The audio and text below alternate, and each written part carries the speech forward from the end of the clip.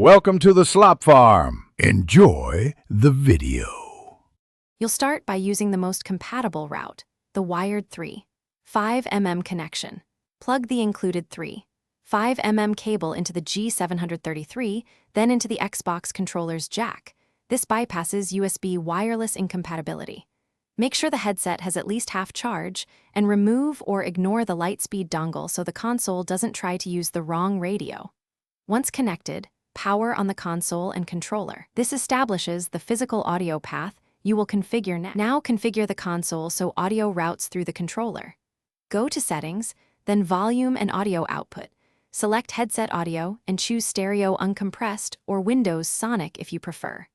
Use the controller's volume controls and mic monitoring to find a comfortable level, because the headset's onboard settings won't change console routing.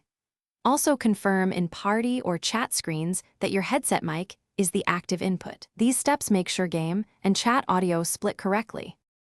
Finish by testing.